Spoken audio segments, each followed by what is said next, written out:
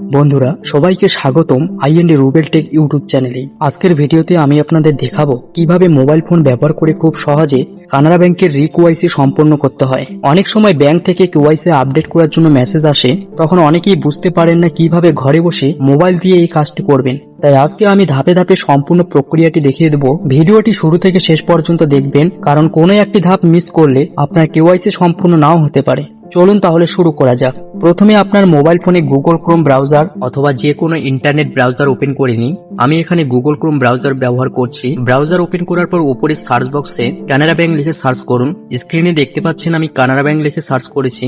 Search করার পর সবার প্রথমে কানাড়া ব্যাংকের অফিসিয়াল ওয়েবসাইট চলে আসবে।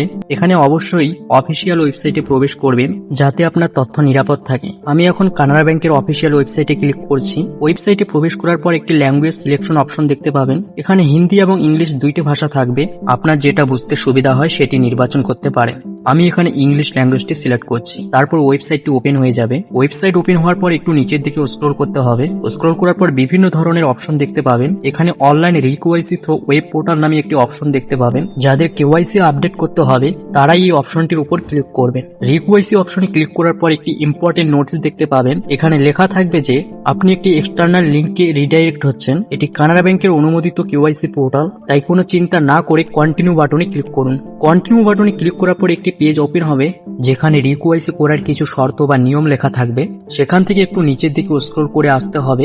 এরপর কাস্টমার লগ ইন করার জন্য দুটি অপশন দেখতে পাবেন, অ্যাকাউন্ট নাম্বার এবং কাস্টমার আইডি। আপনার সুবিধা মতো যে কোনো একটি নির্বাচন করতে পারেন। আমি এখানে অ্যাকাউন্ট নাম্বার সিলেক্ট করছি। এরপর আপনার কানাড়া ব্যাংকের অ্যাকাউন্ট নাম্বারটা লিখতে হবে। তার নিচে মোবাইল নাম্বার এবং ইমেল আইডি দুটি অপশন আসবে। আপনার ব্যাংক অ্যাকাউন্টের সাথে যেটি লিঙ্ক করা আছে সেটি নির্বাচন করবেন। যদি ইমেল আইডি লিঙ্ক করা না থাকে তাহলে মোবাইল নম্বর অপশনটি সিলেক্ট করুন। এরপর মোবাইলের ঘরে আপনার ব্যাংক অ্যাকাউন্টের সাথে বর্তমানে লিঙ্ক থাকা মোবাইল নম্বরটি লিখুন। তারপর ডেট অফ বার্থের ঘরে আপনার জন্ম তারিখ নির্বাচন করতে হবে। এজন্য ক্যালেন্ডার আইকনে ক্লিক করুন। এরপর উপরে যে সালটি দেখাবে সেখানে ক্লিক করুন।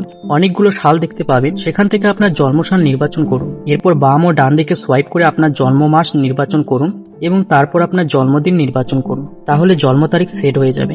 এরপর নিচে একটি ক্যাপচা কোড দেখতে পাবেন। ক্যাপচা কোডটি বক্সে সঠিকভাবে লিখে দিন। যদি ক্যাপচা কোড বুঝতে সমস্যা হয় তাহলে পাশে রিফ্রেশ বাটনে ক্লিক করে নতুন ক্যাপচা কোড নিতে পারবেন। অ্যাকাউন্ট নম্বর, মোবাইল নম্বর, জন্ম তারিখ এবং ক্যাপচা পূরণ করার পর গেট ওটিপি অপশনে ক্লিক করুন। তাহলে আপনার ব্যাংক রেজিস্টার মোবাইল নম্বরে একটি ওটিপি যাবে। সেই ওটিপিটি এখানে লিখে ভেরিফাই ওটিপি অপশনে ক্লিক করুন। ভেরিফাই ওটিপি অপশনে ক্লিক করার পর পরবর্তী পেজে কাস্টমার ডিটেইলস দেখতে পাবেন। এখানে আপনার নাম, customer ID, mobile number, email ID, বর্তমান কেওয়াইসি স্ট্যাটাস এবং ব্যাংক অ্যাকাউন্টে থাকা অ্যাড্রেস দেখাবে। এরপর একটি নিচের দিকে আসুন। কানাড়া ব্যাংকে অনলাইন রিকেওয়াইসি করার জন্য মোট 4টি ধাপ সম্পন্ন করতে হবে: declaration, PAN validation, Aadhaar validation এবং কমপ্লিট রিকেওয়াইসি। প্রথমে ডিক্লারেশন সেকশনে আসুন। এখানে দুটি অপশন থাকবে, there are no changes in my KYC information এবং there is are changes in my KYC information.